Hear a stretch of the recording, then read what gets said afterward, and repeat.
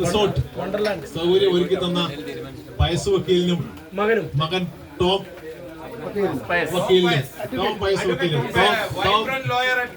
Pius വക്കീല് എറണാകുളത്ത് ഹൈക്കോടതി പ്രാക്ടീസ് ചെയ്യുന്ന വക്കീലാണ്. അവർക്ക് രണ്ടാൾക്കും നമ്മളുടെ നന്ദി പറയാൻ വേണ്ടിയിട്ടാണ് ഞാൻ നിങ്ങളുടെ മുമ്പിൽ നിൽക്കുന്നത്. അതിനു മുമ്പായിട്ട് രണ്ട് വാക്കുകൾ പൈസ വക്കീലിനെ കുറിച്ചും പറയാം. പൈസ വക്കീല് ഞാനും ഒരേ നാട്ടുകാരാണ്. കാർത്തികപുരം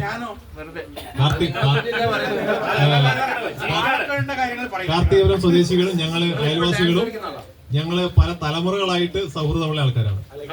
പല തലമുറകളായിട്ട്.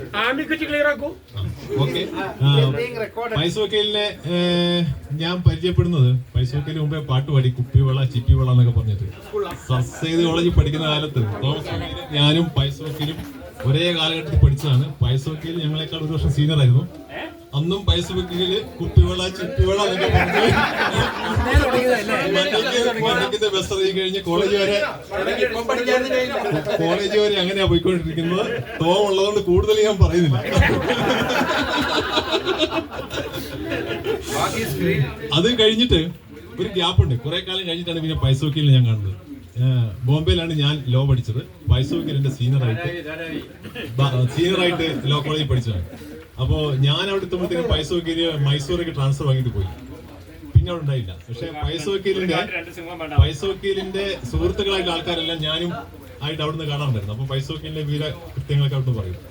ഒരു തമാശ ഉണ്ടായെന്ന് വെച്ചാല് പൈസ വക്കീലിന്റെ പ്രസൻസ് ഓഫ് മൈൻഡ് കാണിക്കാൻ വേണ്ടി ഈ പൈസ വക്കീലൊന്നല്ല, പഴയ ജഗജില്ലയാണ്. അപ്പോ ദാദറിന്ന് ബോംബെ വീട്ടിലേക്ക് ഈ ലോ കോളേജ് പിള്ളേർക്ക് വൈകുന്നേരം ജോലി അടിക്കാൻ വേണ്ടി രാത്രിയിൽ വണ്ടി കയറി പോകും. അപ്പോ പൈസ വക്കീൽ ദാദറിന്ന് പൈസ വക്കീൽ 4-5 സുഹൃത്തുക്കളും കൂടിയിട്ട് ബോംബെ ദാദറിന്ന് സബർബൻ ട്രെയിനിൽ കയറി ബോംബെ വീട്ടിൽ പോയി ഇറങ്ങി. ബോംബെ വീട്ടിൽ 10-15 പ്ലാറ്റ്ഫോമുകൾ വലിയ തിരക്കുള്ള സ്ഥലമാണ്. അപ്പോൾ ട്രെയിനിൽ കയറി ചെക്കർമാർ ചെക്ക് ചെയ്യാൻ പറ്റില്ല. കാരണം വെച്ചാൽ ആള് തിരക്കുള്ളതുകൊണ്ട് ചെയ്യാൻ പറ്റും. അവർ പലപ്പോഴും ട്രെയിനിൽ ഇറങ്ങി പ്ലാറ്റ്ഫോമിൽ കൂടെ പോകുന്നവരെയാണ് ചെക്ക് ചെയ്യുക.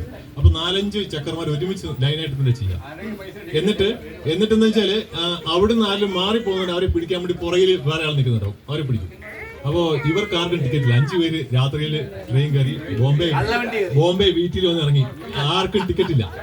ന്യൂ ഇയർ ആഘോഷിക്കാൻ വേണ്ടി അവിടെ ഗേറ്റ് വേ ഓഫ് ഇന്ത്യയിലേക്ക് പോവാണ്. അങ്ങോട്ട് പോകാൻ വേണ്ടിയാണ് വീട്ടിൽ വന്ന് ഇറങ്ങിയത്. അപ്പോ ഇറങ്ങി ചെക്കിങ് നടന്നുകൊണ്ടിരിക്കുന്നു. ഒരു രക്ഷയില്ല, ഫൈൻ അടക്കേണ്ടിരിക്കും. സ്റ്റുഡൻസ് അല്ലേ, വലിയ പൈസയും കഴിയില്ല. പൈസ വക്കീൽ പറഞ്ഞു നിങ്ങൾ എന്നെ പിടിച്ചു വന്നു. പൈസ വക്കീൽ ബോധം കൂടെ ഒറ്റ വീഴ.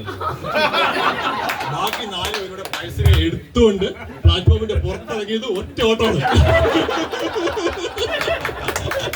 ഇത് പൈസ വക്കീൽ അവിടുന്ന് പോയതിനു ശേഷവും വർഷങ്ങളോളം അവിടെയുള്ള കുട്ടികൾ പറഞ്ഞുകൊണ്ടിരിക്കുന്ന കഥയാണ്.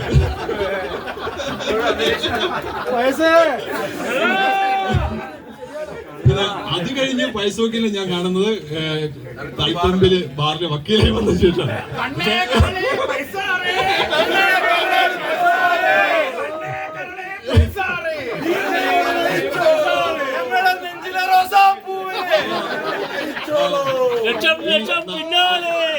നമുക്ക് ഈ സൗകര്യം ഒരുക്കി തന്ന പൈസ വക്കീലിനോടുള്ള എല്ലാ കടപ്പാടും ഞാൻ ഈ വാക്കുകളിൽ ഒതുക്കുന്നു. Thank you.